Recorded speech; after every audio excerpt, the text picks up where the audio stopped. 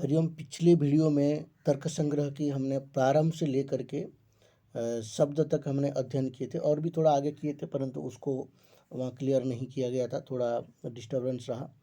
तो उसको फिर दोबारा हम वहीं से शुरू करें क्योंकि क्रम बैठेगा।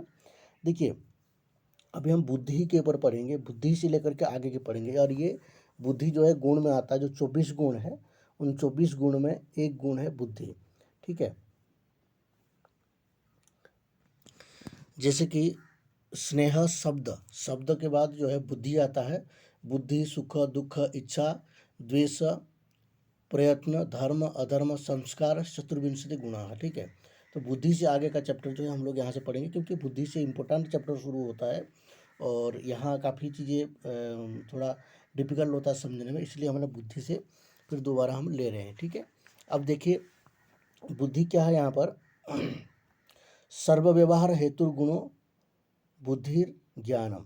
बुद्धि का एक अपर शब्द है, बुद्धि को ज्ञान भी कहते हैं। बुद्धि और ज्ञान जो है ये पर्यायवाची शब्द, ये ध्यान रखिए।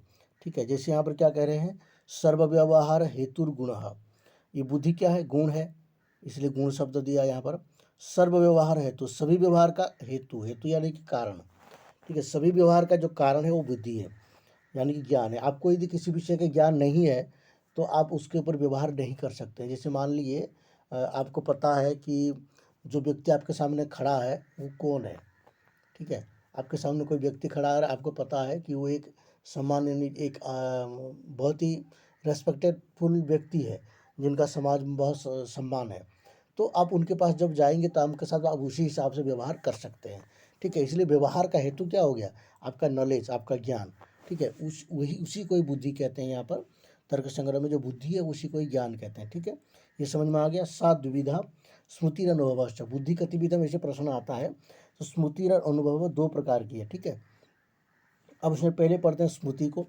संस्कार मात्र जन्यम ज्ञानम स्मृति है।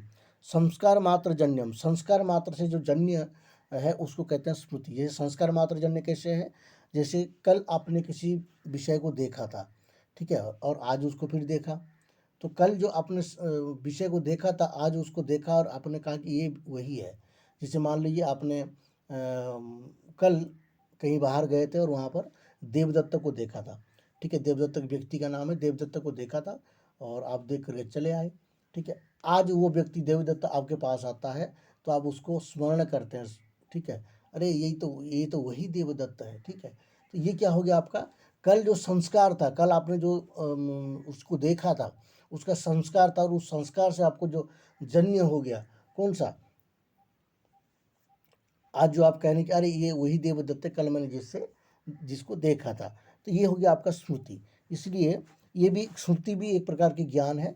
ठीक है, ज्ञान दो प्रकार हो गया आपका, बुद्धि या फिर ज्ञान जो है, स्मृति और अनुभव है। तो उसमें जो स्मृति है वो संस्कार मात्र जन्य होता है, अन्य कहीं से जन्य नहीं होता है, संस्कार मात्र से जन्य होगा। ठीक है, अब देखते हैं नेक्स्ट। अब संस्कार के बाद आता है तद्भिन्नम ज्ञानम अनुभव। ठीक है, स्मृति अनुभव से कहा था दो प्रकार के, तो स्मृति हो गया, अब ये अनुभव है। तद्भिन्नम ज्ञानम अनुभव, जो संस्कार मात्र ज्ञान नहीं हो, संस्कार मात्र ज्ञान नहीं होता है उसको कहते हैं अनुभव। तद्भिन्नम यानी कि स्मृति भिन्नम। ठीक है, संस्कार मात्र जन्य ज्ञान अनुभव नहीं होता है। संस्कार मात्र, मात्र पद को हटा देंगे तो क्या हो जाएगा, संस्कार जन्य हो सकता है, परंतु संस्कार से ही जन्य है ऐसे नहीं कह सकते। संस्कार से भी जन्य होता है, अन्य प्रकार से भी जन्य होता है, तो उसको कहते हैं अनुभव। ठीक है, अब इसको आगे समझेंगे। सद्विविधा, जो जो जो अनुभव है वो दो प्रकार के। ठीक है, एक तो यथार्थ अनुभव, एक अयथार्थ अनुभव। ऐसे समझ सकते हैं, जो यथार्थ अनुभव है, ठीक है, जो यथार्थ अनुभव है वो सत्य का अनुभव है। ठीक है, आपने बिल्कुल सही देखा है, सही सुना है और सही आपको अनुभव हुआ है, तो अब वो हो गया यथार्थ अनुभव। अब अयथार्थ अनुभव क्या है,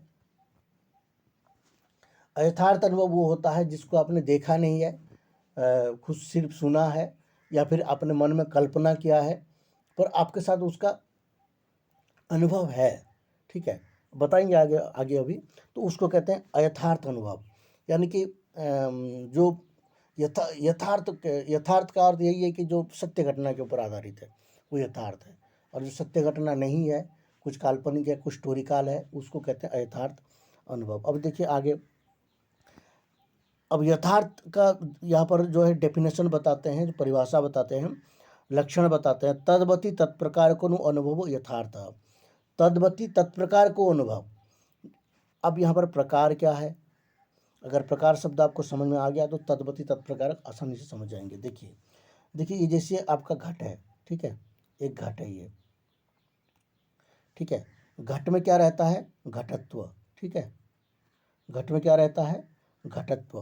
तो ये घटत्व ही इसका प्रकारता है, ठीक है। घट में क्या रहता है, घटत्व प्रकार है। जैसे मनुष्य में मनुष्यत्व रहता है, तो मनुष्य में जो मनुष्यत्व है वो प्रकार है, ठीक है। मनुष्यत्व प्रकार अगर होगा तो मनुष्य हो जाएगा। यदि मनुष्य में कोई पशुत्व प्रकार आ जाता है तो वो मनुष्य फिर नहीं होगा। घट में अगर पटत्व प्रकार है तो वो घट नहीं होगा। इसलिए घट में क्या होना चाहिए, घटत्व प्रकार होना चाहिए, ठीक है। तो ये हो गया आपका प्रकार।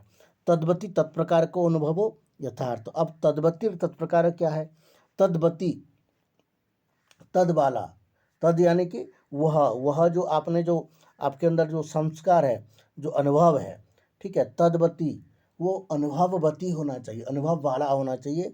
और फिर उसी का जो अनुभव आपने किया है उसका प्रकारता भी अनुभव ही होना चाहिए, उसका प्रकारता भी अनुभव वही होना चाहिए, वही घटना होना चाहिए, ठीक है। जैसे आपने आप बाजार गए, मार्केट में गए, या फिर कहीं आप भ्रमण करने के, जैसे हमारे यहाँ गंगा किनारा है, गंगा जी के तट पर भ्रमण करने गए और वहाँ पर आपने बहुत सारे कुछ क्रियाएं देखा। जैसे यहाँ पर गंगा जी की आरती होती, तो गंगा जी की आरती देखा, तो गंगा जी की आरती में बहुत सारे लोग आए हुए थे। हो सकता है उसमें आपका कोई मित्र भी आया हुआ हो और उनसे आप मिले, उनसे आप बातचीत की और फिर वापस आ गए, ठीक है। तो ये आपका क्या रहा, अनुभव रहा, ठीक है, ये अनुभव रहा। और इसमें जो अनुभव है तद्वती, यानी कि जो आपका अनुभव है तो आपका अनुभव वाला ही है। और उसमें प्रकारता क्या है, तत्प्रकारक, वही प्रकारता है। जो आपने अनुभव किया उसका प्रकारता भी वही है, कोई उसमें अलग प्रकारता नहीं है, ठीक है। यानी कि अभी समझ में आ जाएगा जब दूसरा दृष्टांत हम समझेंगे, क्योंकि एक को समझने के लिए दूसरे को समझना बहुत जरूरी होता है, तो इसलिए ध्यान से सुनिए। तो तद्वती और तत्प्रकारक अनुभव हो गया वो, ठीक है। तद्वती और तत्प्रकारक, आपने अपने मित्र से मिले, आरती दर्शन किया, गंगा जी के दर्शन किए, वो हो गया तद्वती, उस अनुभव वाला। और उसका प्रकारता भी वही है, तो वो आपके अंदर अनुभव तो है ही। आप आज जो है, कल आपने वो किया था, आज उसको आपने जब आपके अंदर वो अनुभव है, फिर अगर आप कभी जाएंगे तो वहाँ पर कैसे किया जाता है, क्या आरती में कैसे, कहाँ पर खड़ा होना चाहिए, कैसे दर्शन होता है, क्या क्या किया जाता है, वो सारी चीज़ आपको अनुभव है। तो आज वो जाएंगे तो आप उसको आसानी से कर सकते हैं। तो ये हो जाएगा आपका पुराने अनुभव से आज नया कुछ कर सकते हैं, ठीक है। तो अब देखिए दूसरा चीज़ ये,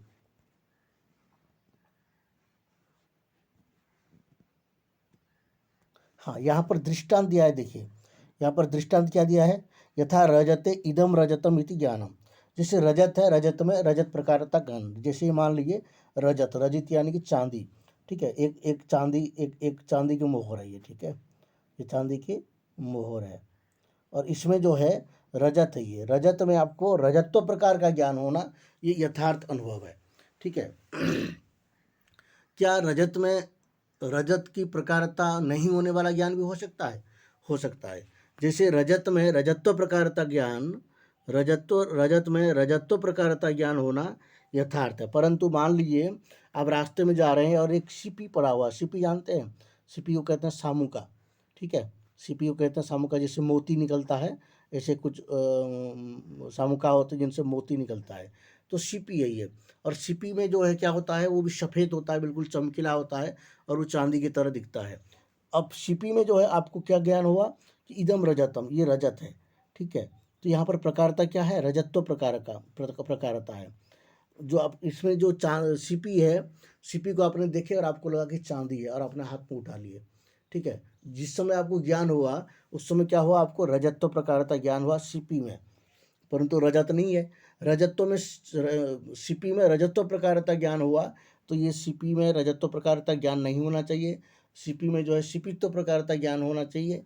इसीलिए जो है रजत्व प्रकारता ज्ञान हुआ, तो इसलिए तद्वती ज्ञान तो सही है, आपको रजत लग रहा है, परंतु आपको रजत लग रहा है, परंतु सीपी में जो रजत्व प्रकार का ज्ञान हुआ है वहाँ पर तत्प्रकारक ज्ञान नहीं हुआ, तत् तत् अप्रकारक ज्ञान हो गया, समझ लीजिए। तत्प्रकारक ज्ञान होता तो आप सीपी में सीपित्व प्रकार ज्ञान होता है, परंतु सीपी में आपको रजतत्व प्रकार के ज्ञान हुआ, तो इसको कहते हैं अयथार्थ। ठीक है, अब ये यथार्थ ज्ञान नहीं होगा। अब रजत में रजत्व प्रकार का ज्ञान हो रहा, आपने एक मुद्रा देखा और उसमें जो है आपको सही में पता है कि रजत है और रजतत्व प्रकारता की ज्ञान हो गया, तो उसको भी क्या हो जाएगा, वो आपका हो जाएगा यथार्थ ज्ञान। यदि जो सीपी में रजतत्व प्रकार के ज्ञान हो गया तो फिर तो वो ज्ञान नहीं है फिर। ठीक है, वो भी ज्ञान है। ठीक है, भले ही वो तद्वती तत्प्रकार ज्ञान नहीं है, परंतु वो भी ज्ञान है। ठीक है, उसको अनुभव नहीं कहेंगे, यथार्थ अनुभव नहीं कहेंगे, वो यथार्थ अनुभव में आ जाएगा। ठीक है, अब दूसरा देखिए, तदभाववती तत्प्रकार को अनुभवो अयथार्थ। अब अयथार्थ को पढ़ते हैं।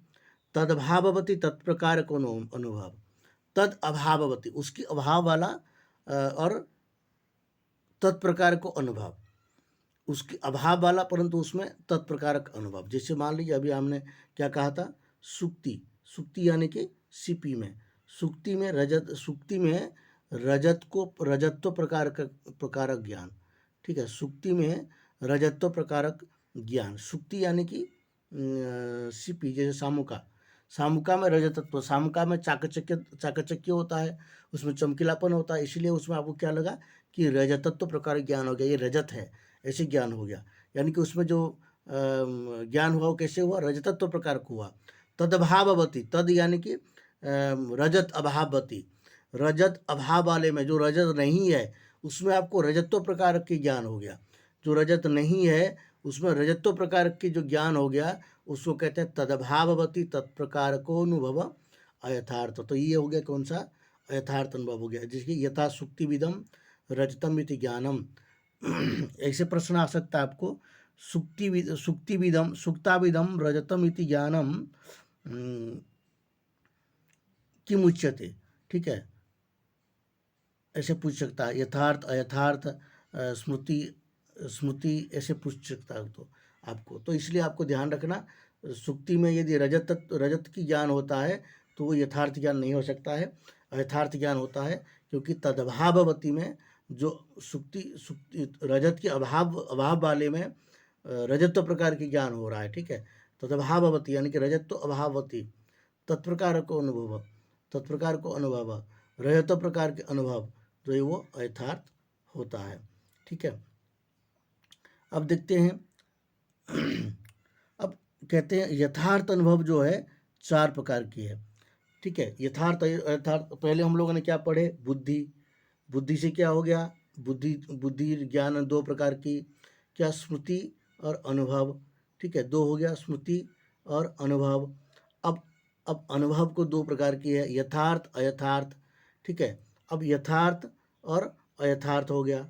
अब यथार्थ जो है 4 प्रकार की हो जाएगा।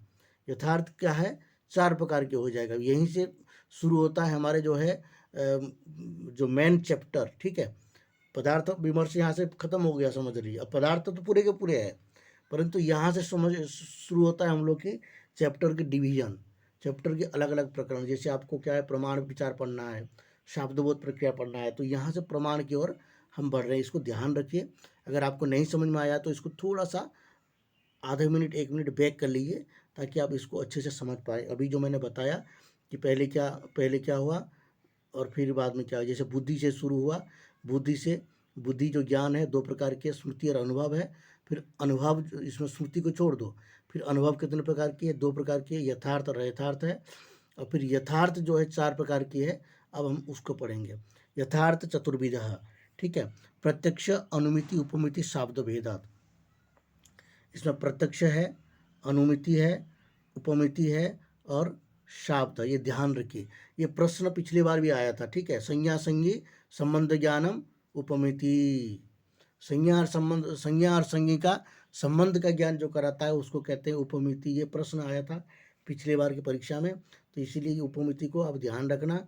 तो उसी तरह प्रत्यक्ष को भी ध्यान रखना अनुमान को भी ध्यान रखना और शब्द बोध को भी ध्यान रखना, क्योंकि यही चारों से ही क्वेश्चंस आपको आते रहते हैं और आएंगे।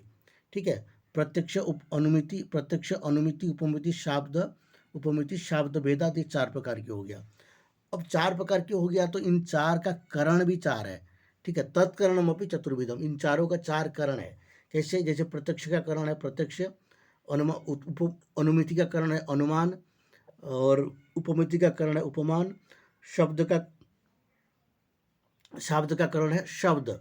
ठीक है, इसी चारों को जो है 4 प्रमाण कहते हैं। जो आपका प्रमाण विचार आ रहा है ना अभी, जैसे सिलेबस में प्रमाण विचार है, तो ये चारों को प्रमाण मानते हैं, जो 4 करण है।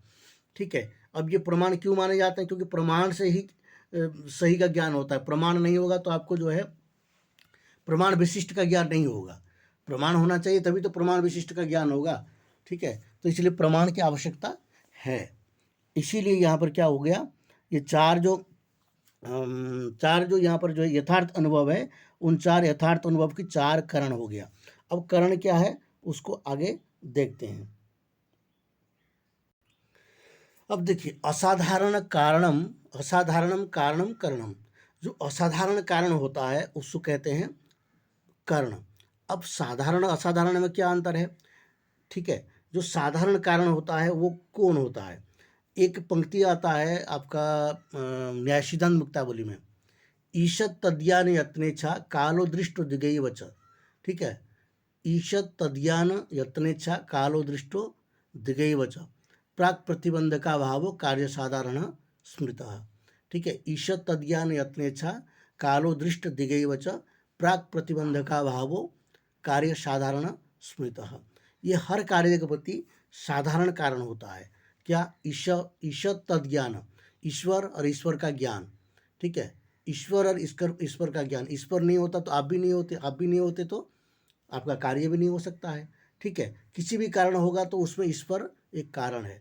तद्ज्ञान, उस ईश्वर का ज्ञान, ईश्वर को पता है, पहले से ही पता है कि आप घट बना रहे हो। ठीक है, इसलिए ईश्वर आपको रोक नहीं रहा है, आपको कुछ ना कुछ मदद कर रहा है, तो इसलिए ईश्वर भी उसके प्रति कारण हो गया। ईशत तद्ज्ञान यत्न, आप जो प्रयत्न कर रहे हैं घट बनाने के लिए, वो प्रयत्न भी कारण है। तद इच्छा, प्रयत्न, अब घट बनाने की इच्छा, आपको पढ़ने की इच्छा हो रही है, परीक्षा में पास करने की इच्छा हो रही है, नेट क्लियर करने की इच्छा हो रही है, जीआरएफ क्लियर करने की इच्छा हो रही है, तो ये आपका क्या है? ये आपका इच्छा है। तो इसलिए इच्छा भी आपके प्रति उस जीआरएफ क्लियर करने के प्रति कारण है, कार्य के प्रति कारण हो गया, इच्छा भी है। काल दृष्ट, काल काल भी जो है क्या है? काल भी इसके प्रति कारण है, क्योंकि किसी न किसी काल में आप इसको बना रहे हो। ठीक है, इसके लिए प्रयत्न कर रहे हो किसी न किसी काल में। काल दृष्ट दिगई बच, दिग जो दिशाएं हैं, ये जो 10 दिशाएं को मानते हैं हम लोग, ये 10 दिशाएं भी उसके प्रति क्या है? कारण है। कहीं ना कहीं किसी न किसी दिशा में आप कर रहे हैं, किसी न किसी काल में आप कर रहे हैं वो कार्य को, इसलिए वो भी कारण है। दिशा नहीं होता तो आपका कार्य भी नहीं होता। इसलिए प्राग भाव प्राग प्रतिबंधका भाव कार्य साधारण स्मृत, प्राग भाव और प्रतिबंधका भाव। ठीक है, इसमें जो प्राग भाव यानी कि उसके पूर्व में जो अभाव था, घट का उत्पत्ति हुआ और घट से पहले क्या था? घट का अभाव था। इसलिए वो अभाव नहीं होता तो आप क्या घट बना पाते? क्योंकि अभाव से ही तो भाव की उत्पत्ति होती है, न्याय कहता है। तो इसीलिए जो है वो प्रागभाव भी आपका कारण हो जाता है। और प्रतिबंधक भाव, इसमें जो प्रतिबंधक होता है, जैसे घट बनाने के लिए आपको बहुत सारे प्रतिबंधक आ सकता है। जैसे मान लीजिए घट बनाने जा रहे हैं, आपका जो दंड चक्र है वो टूट गया, प्रतिबंधक हुआ कि नहीं हुआ?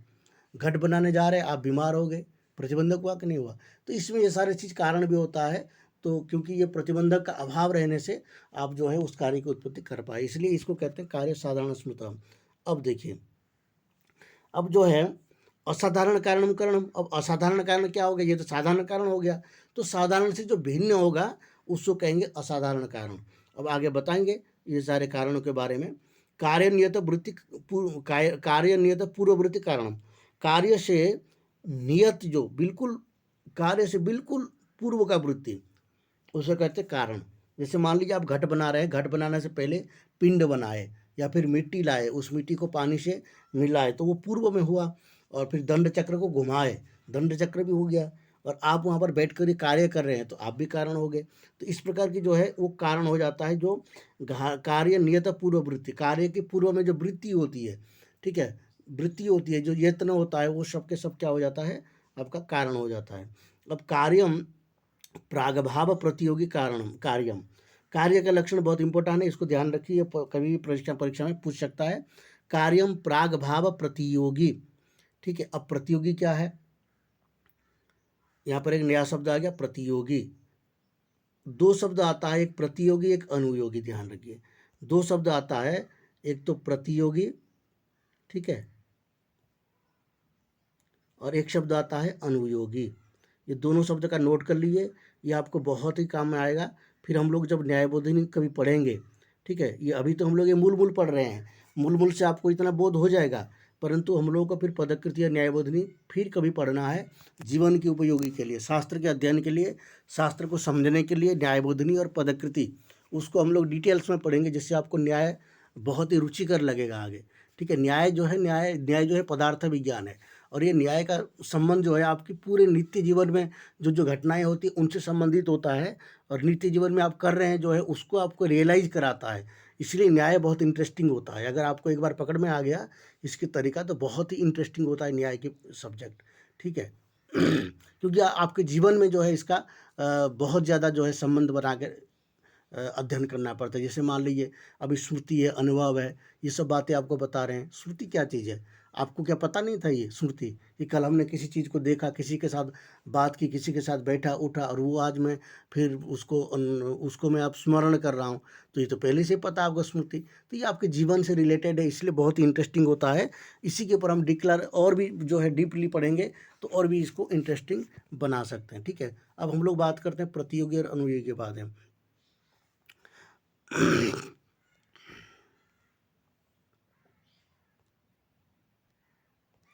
ठीक है, देखिए प्रतियोगी क्या है, प्रतियोगी और अनुयोगी, ठीक है, प्रतियोगी अनुयोगी। अब प्रतियोगी क्या है, यस्याभावः स प्रतियोगी। नोट कर लीजिए, यस्याभावः स प्रतियोगी, यस्य अभावः स प्रतियोगी। जिसका अभाव होता है उसको कहते हैं प्रतियोगी। और ठीक है, यस्मिन् अभावः स अनुयोगी, जिसमें अभाव होता है वो अनुयोगी है, ठीक है। अब इसको देख लीजिए, यस्य अभावः स प्रतियोगी। जैसे मान लीजिए यहाँ पर जो है क्या है, ये भूतल है। अब भूतल में घट जो है ये अलग जगह पे है। जैसे भूतल, ये टेबल है, और टेबल में जो है घट है, ठीक है। टेबल के ऊपर क्या है, घट रखा हुआ है। तो यहाँ पर घट का अभाव है क्या, नहीं है, यहाँ घट है, यानी कि घट का भाव है, ठीक है। अब यहाँ पर क्या है, ये घट नहीं है, ये ज़मीन है, ये ज़मीन है बिल्कुल, और यहाँ पर जो है बिल्कुल आपको कोई भी घट नहीं है, यानी कि यहाँ घट का अभाव है, ठीक है, घट का अभाव है, ठीक है। यहाँ पर घट का अभाव है। अब यहाँ मान लीजिए पट है, ठीक है, पट है, ये पट है, यानी कि आपका कपड़ा, एक कपड़ा बिछा हुआ है और कपड़े के ऊपर कोई भी घट नहीं है, तो घट का अभाव कहाँ है, इस कपड़े के ऊपर है, पट के ऊपर है। तो यहाँ पर क्या कहते हैं, यस्य अभावः स प्रतियोगी। तो प्रतियोगी कौन हो जाएगा, घट हो जाएगा, ठीक है, क्योंकि किसका अभाव है, घट का अभाव है, कहाँ पर, पट में।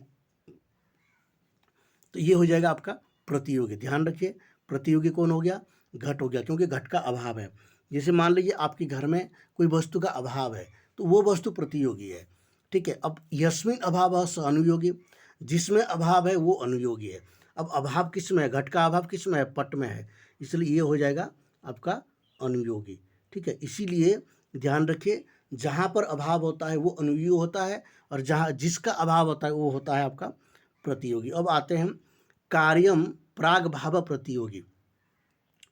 अब प्राग भाव समझते हैं, ठीक है, अब प्राग भाव समझते हैं, और फिर प्राग भाव प्रतियोगी भी समझेंगे, ठीक है। प्राग भाव उसको कहते हैं, जैसे प्राग यानी कि पूर्व में जो अभाव होता है उसको कहते हैं प्राग भाव।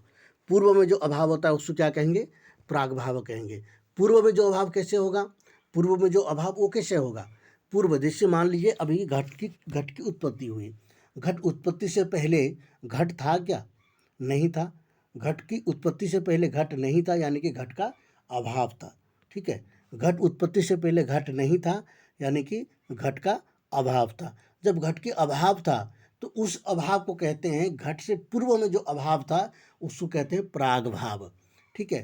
प्रागभाव के साथ और एक अभाव समझ लीजिए, प्रध्वंस अभाव। मैंने आपको अभाव की उसमें चैप्टर में बताया भी था, प्रध्वंस अभाव। अब प्रध्वंस अभाव क्या है, जैसे ये घट है, ठीक है, अब घट है तो घट टूट गया, घट टूट गया तो क्या हो गया, घट का ध्वंस हो गया, इसको कहते हैं प्रध्वंसा भाव। ठीक है, एक प्रागभाव हो गया जो घट से पहले था, और एक प्रध्वंसा भाव हो गया जो घट टूटने के बाद अभाव हुआ। ठीक है, इस दोनों को कहते हैं प्रागभाव और प्रध्वंसा भाव। ठीक है, अब यहाँ पर क्या क्या आया है, प्रागभाव प्रतियोगी। ठीक है, प्रागभाव प्रतियोगी। ठीक है, प्रागभाव प्रतियोगी। अब प्रागभाव का कार्य प्रागभाव प्रतियोगी, यानी कि प्रागभाव का प्रतियोगी होना चाहिए, अनुयोगी नहीं होना चाहिए। प्रागभाव का प्रतियोगी कौन होगा, जैसे प्रागभाव कौन है, घट से पूर्व का जो अभाव है प्रागभाव है। अब घट के पूर्व का जो अभाव है वो प्रागभाव है। अब यहाँ पर जो है घट बन गया। ठीक है, अब यहाँ पर क्या हो गया, घट बन गया, घट बन गया। तो अब प्रागभाव रहा क्या, नहीं रहा, तो क्या रहा, प्रागभाव का अभाव रह गया अब। ठीक है, प्रागभाव का अभाव हो गया, क्योंकि प्रागभाव यहाँ पर होता तो घट नहीं बन पाता, क्योंकि घट से पूर्व जो है वो प्रागभाव है, घट से पूर्व जो अभाव होता है उसको प्रागभाव कहते हैं। अब जब घट के पूर्व में प्रागभाव होता, अब घट बन गया तो प्रागभाव का क्या हो गया, अभाव हो गया। इसलिए प्रागभाव का प्रतियोगी, प्रागभाव का प्रागभाव प्रतियोगी, यानी कि प्रागभाव का प्रतियोगी कौन होता है, प्रागभाव का यस्य भाव स, जिसका अभाव है वो प्रतियोगी है। ठीक है, यस्य अभाव स प्रतियोगी। अब कार्य क्या होता है, प्रागभाव का प्रतियोगी, किसका अभाव है, प्रागभाव। अब प्रागभाव प्रतियोगी, प्रागभाव प्रतियोगी कौन हो गया, कार्य हो गया। ठीक है,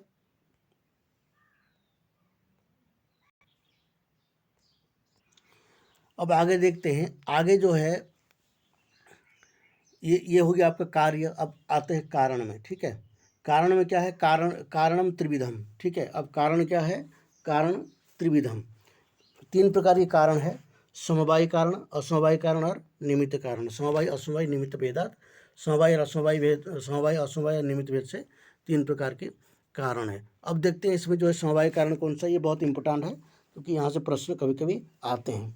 ठीक है, देखिए, यत् समवेतम कार्यम उत्पद्यते तत्समवायी कारणम, यत् समवेतम कार्यम उत्पद्यते तत्समवायी कारणम।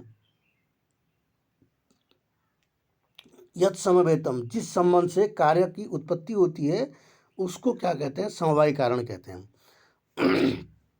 अब तीनों कारणों को मैं आपको पहले समझाता हूँ, फिर आप जब समझ जाएंगे कारण को, समवायी असमवायी, वो फिर आराम से आपको समझ में आ जाएगा।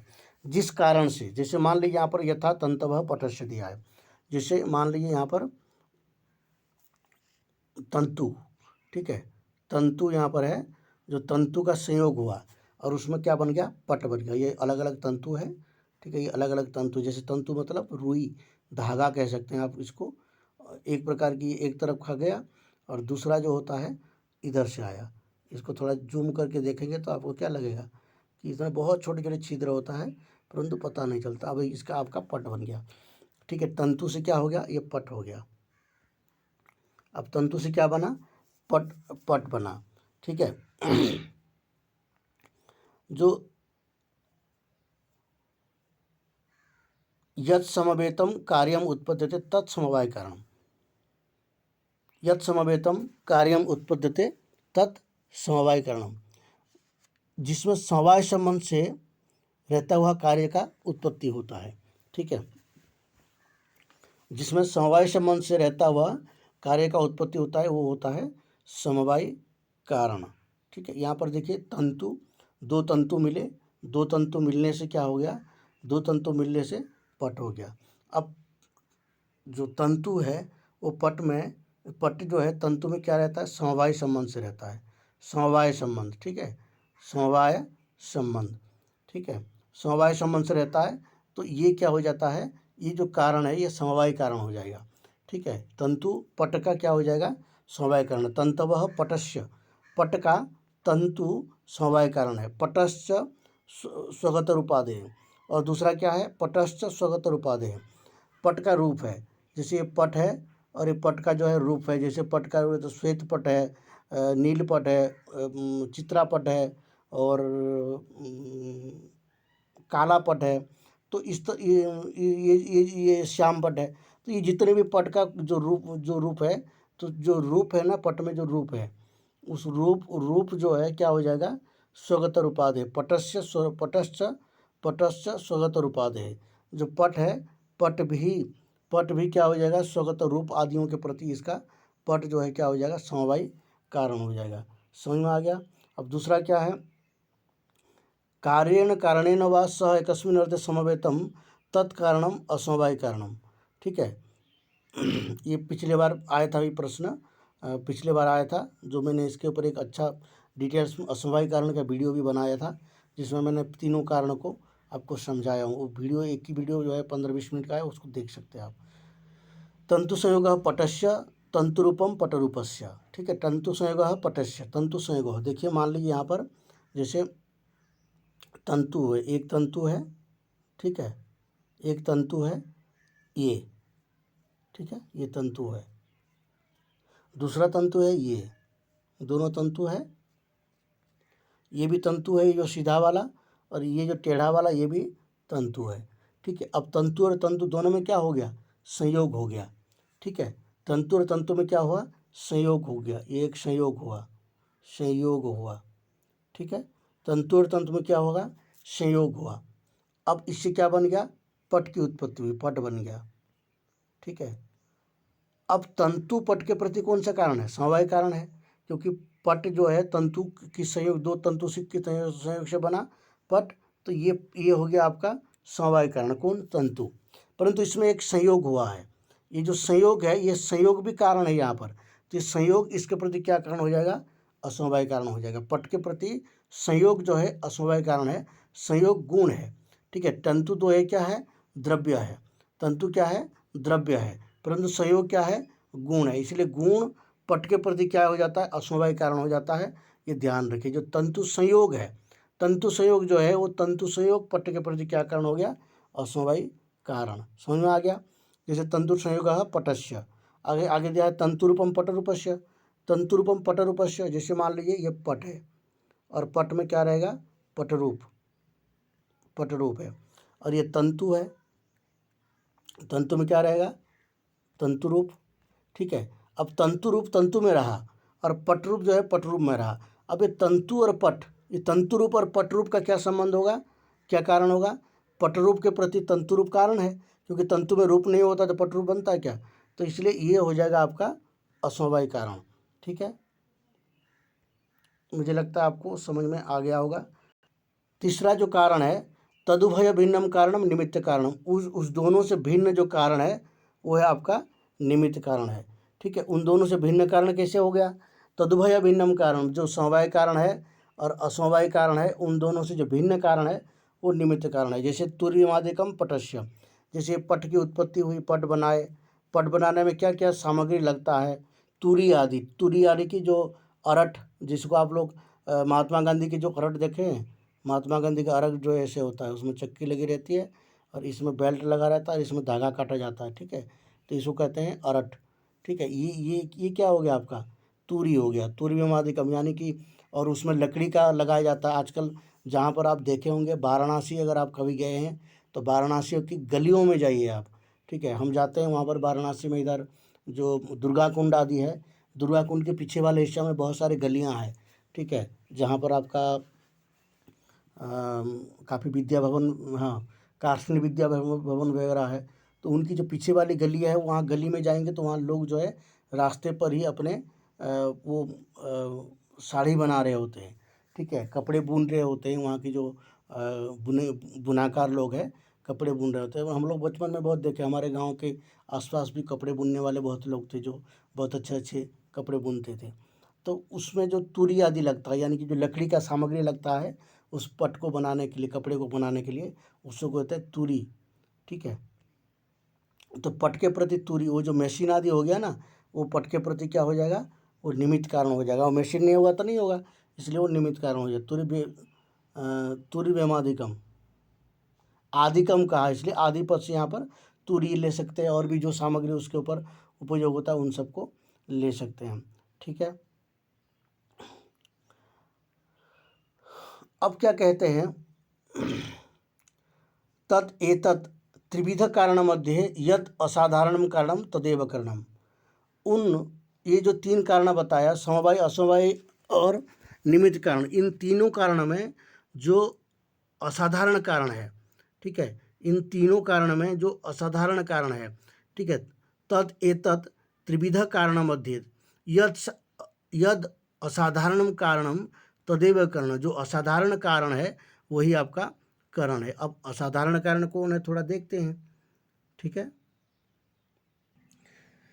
देखिए यहाँ पर जैसे हमने क्या कहा, तदुभय भिन्नम कारणम निमित्त कारणम, हाँ ये हम लोग कर्ण के ऊपर चर्चा कर रहे थे। ठीक है, यद असाधारणम कारणम तदेव कारणम, यद असाधारण कारण, जो असाधारण कारण है, ठीक है, असाधारण कारण कौन होगा, जैसे का साधारण कारण तो बहुत सारे होते हैं, ठीक है, असाधारण कारण केवल बहुत सीमित होता है। जैसे साधकतमम करणम, साधकतमम करणम एक सूत्र है, पाणिनि सूत्र है, जो कौमुदी लघु सिद्धांत व्याकरण में पढ़ा जाता है। साधकतम करणम जो कहा जाता है, तो वहाँ पर जो क्रिया की सिद्धि में जो अत्यंत साधकतम होता है, साधकतम यानी कि जो अत्यंत उपयोगी, उसको कहते हैं करण। तो उसी प्रकार यहाँ पर क्या है, तत्र प्रत्यक्ष ज्ञान करणम प्रत्यक्षम, उसी प्रकार जो है जो प्रत्यक्ष ज्ञान के लिए जो करण है उसका कौन है, उसका प्रमाण जो है वो प्रत्यक्ष है। प्रत्यक्ष ज्ञान के लिए प्रत्यक्ष जो है वो कारण है, इसीलिए जो अत्यंत साधकतम हो गया ये, इसलिए इसका हो गया कारण। ठीक है, इंद्रियार्थ सन्निकर्षजन्यम ज्ञानम प्रत्यक्षम। अब प्रत्यक्ष क्या है, अब यहाँ से हम लोग का प्रत्यक्ष खंड प्रारंभ होता है। ठीक है, प्रत्यक्ष खंड प्रारंभ होता है, तो मुझे लगता है इसको यहीं वीडियो को एंड करते हैं, क्योंकि आगे जो है फिर टाइम ज़्यादा हो जाएगा। तो प्रत्यक्ष खंड आगे हम पढ़ेंगे प्रत्यक्ष खंड से। ठीक है, अब यहाँ से प्रमाण सब शुरू हो जाएगा, प्रमाण विचार करके आगे का जो हेडलाइन होगा प्रमाण विचार से होगा। अभी तक क्या चल रहे थे हम लोग, पदार्थ विमर्श में चल रहे थे, अब उसके बाद आएगा प्रमाण विचार। ठीक है, ये वीडियो को यहीं एंड करते हैं। ये वीडियो को अपने मित्रों को ज़रूर शेयर करिए, जो तर्क संग्रह सभी के लिए आवश्यक है, इसलिए जो शास्त्री है, आचार्य है, इनकी स्टूडेंट भी है, उनको भी आप तर्क संग्रह की ये वीडियो शेयर कर सकते हैं, क्योंकि ऐसे छोटे छोटे शब्द को समझाने वाला कोई नहीं मिलता है। ठीक है, बहुत मेहनत से एक एक चीज़ों को समझाते हैं, तो और ये टाइम भी लगता है, इसलिए इसका लाभ जो है सबको होना चाहिए। लाइक आप लोग ज़रूर करिए, कि लाइक करते हैं तो उससे पता चलता है, और शेयर करिए। और आप अगर इस वीडियो में कोई कमी रह गया है या फिर आपको वीडियो कैसे लगा, इसके बारे में आप ज़रूर कमेंट्स करके बताइए। हरि ओम।